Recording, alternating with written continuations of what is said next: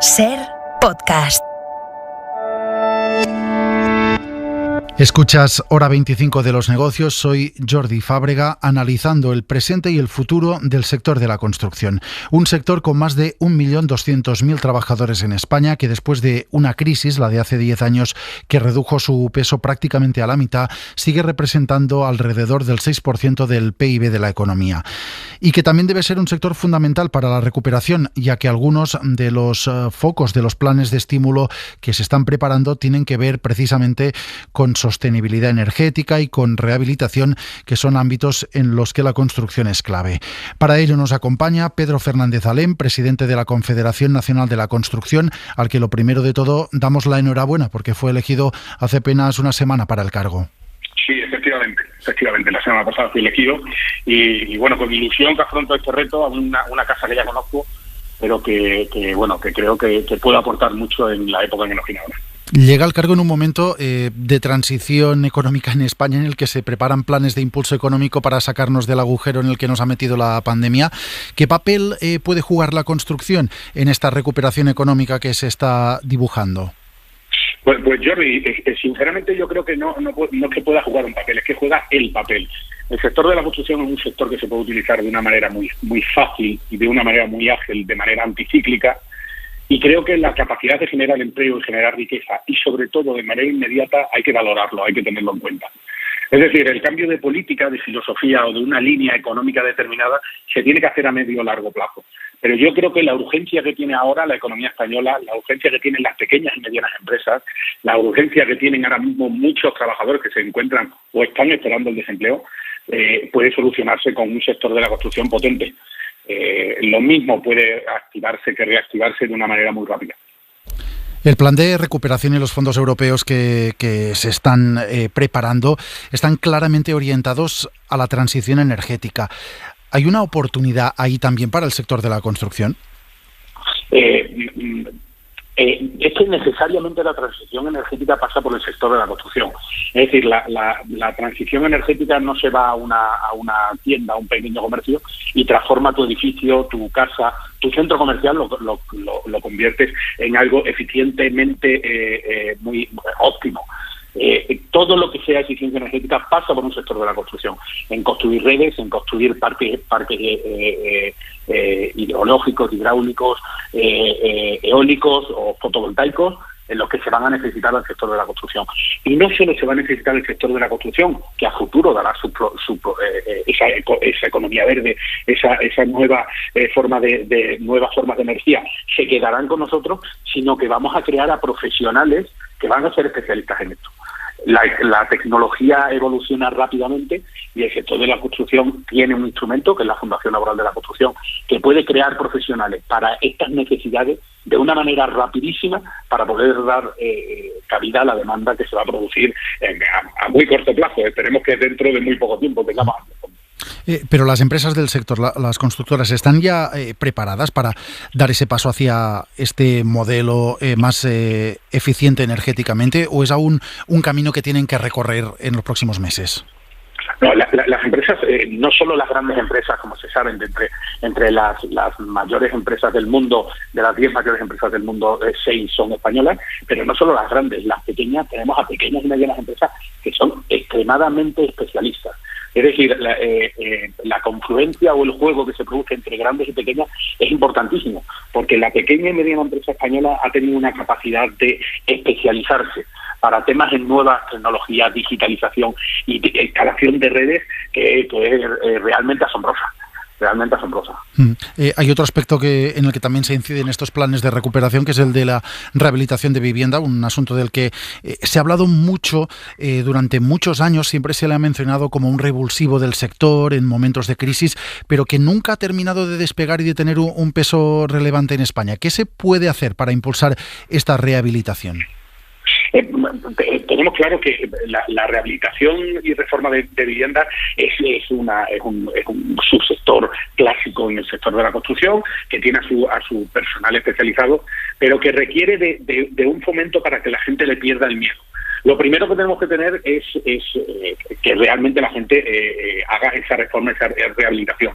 Y yo creo que, por un lado, dándole cariño a las comunidades de propietarios, y en segundo lugar, creando una serie de incentivos, sobre todo fiscales, que no son especialmente costosos para el Estado, pero que puede hacer que la gente se anime a poner en marcha reforma y rehabilitación, es importantísimo. Sobre todo hay que concienciar de una cosa a los ciudadanos, y es que el esfuerzo que te puede costar algo, unos cerramientos nuevos, un nuevo sistema energético dentro de una vivienda, puede ser molesto, incómodo o costoso en un primer momento, pero a largo plazo se tienen que dar cuenta que es sumamente efectivo y que da muchísimo confort.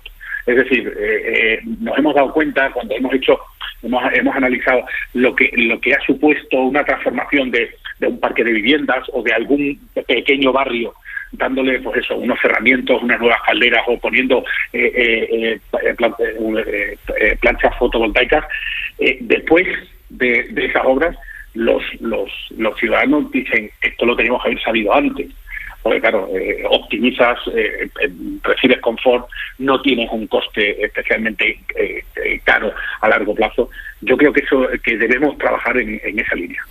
Y en la vivienda en alquiler, ¿cómo creen que puede afectar al sector el debate que está habiendo ahora en el mismo seno del Gobierno sobre los topes al precio de alquiler?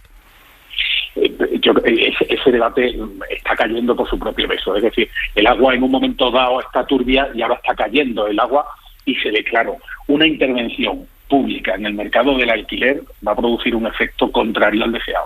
Es decir, el alquiler, si se interviene, evidentemente se va a cerrar ese alquiler, y aquellos pequeños propietarios que vean un cierto riesgo o una cierta intervención, lo que van a hacer es preferir dejar su inmueble o su patrimonio, dejarlo quieto y no moverse hasta que se tranquilicen las aguas.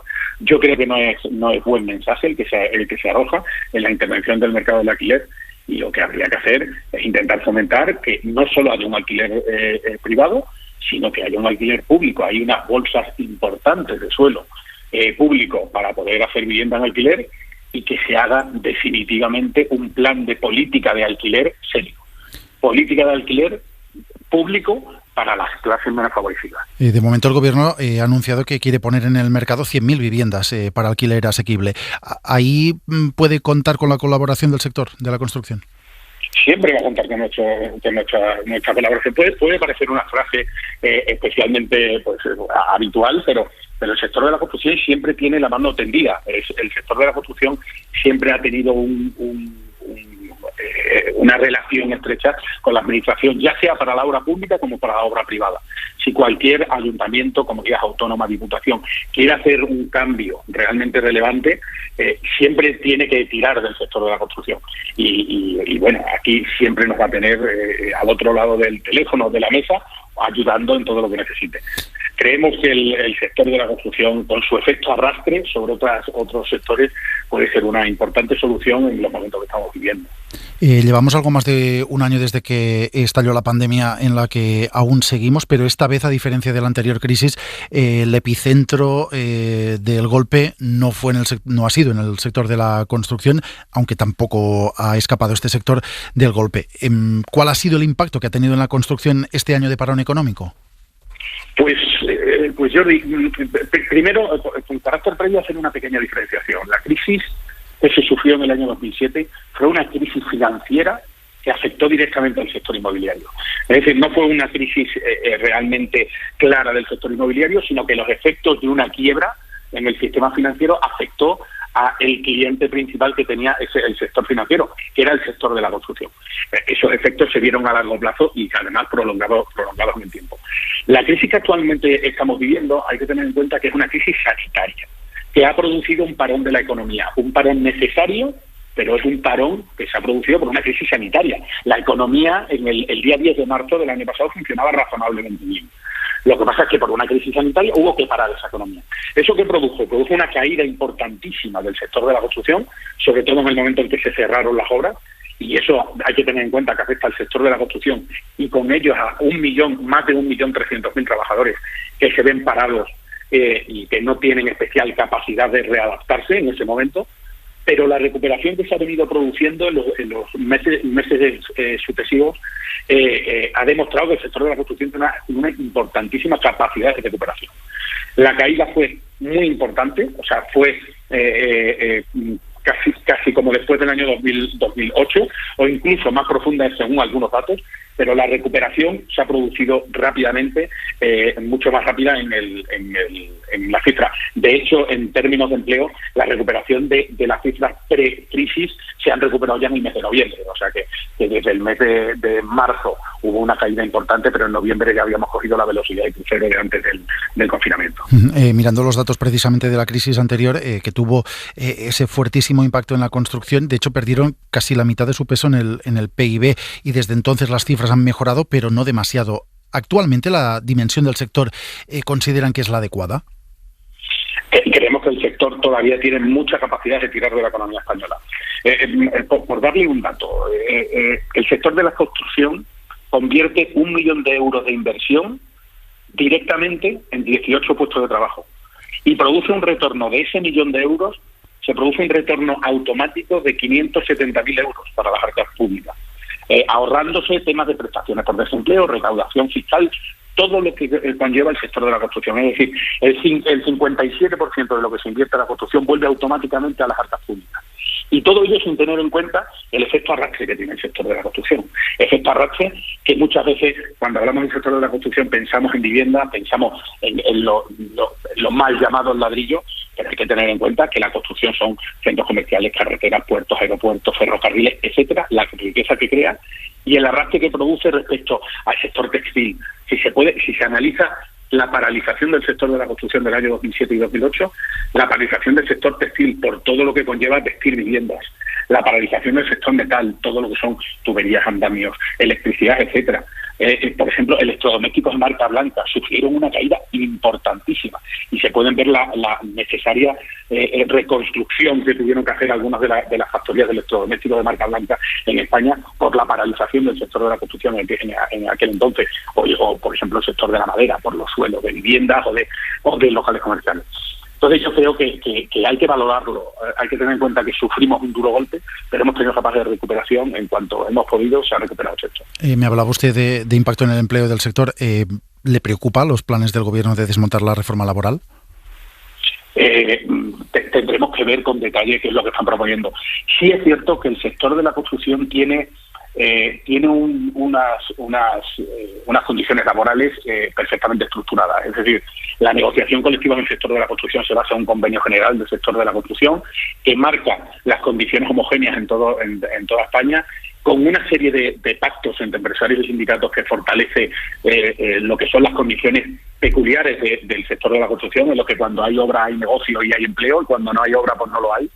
Y bueno, eso hay que tenerlo en cuenta. Tenemos también nuestra ley reguladora de la subcontratación del sector de la construcción, que es específica para nuestro sector y que salió del acuerdo de empresarios y sindicatos. Es que, Jordi, últimamente se habla mucho del diálogo social y hay que ponerlo en valor. Es decir, al sector se le dijo regular la subcontratación en el sector y elaboramos una ley que la ley está plenamente vigente y convencidos todos los agentes que intervienen en el sector de la necesidad y del buen hacer de esa ley. Sí es cierto que algunas de las cuestiones que se están poniendo sobre la mesa sobre contrarreforma laboral, derogar la reforma laboral o mejorar la reforma laboral, como quiera llamarse, algunas puede ser preocupante, pero ya no solo para el sector de la construcción, sino por lo que puede suponer para algunos sectores adyacentes. ¿Cuál? Puede ser lo que están hablando por ejemplo, de tocar el tema de la subcontratación. Eso sería un golpe durísimo para la pequeña y mediana empresa, y podría ser un duro golpe para sectores que participan claramente en el que son del sector del metal o de otros sectores industriales importantes y que participan en la construcción de una obra. Entonces, bueno, hay que ver qué es lo que se propone definitivamente encima de la mesa, pero yo creo que la responsabilidad de todos hará que bueno, si se puede mejorar la reforma laboral se hará, y si no, pues eso, se dejará para otro momento, porque hay que tener en cuenta que yo no sé si es el momento oportuno para cometer un retoque del coche. Es decir, retocar el coche cuando realmente lo estamos pasando mal, no sé si es el momento, porque puede pararse el coche y entonces podemos tener algún problema.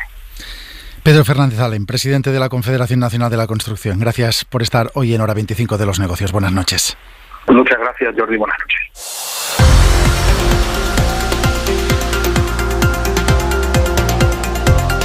Suscríbete a Hora 25 de los Negocios. Todos los episodios y contenidos adicionales en la app de Cadena SER y en nuestros canales de Apple Podcast, Spotify, iVoox, Google Podcast y YouTube. Escúchanos en directo en la SER de lunes a viernes a las 9:30 de la noche.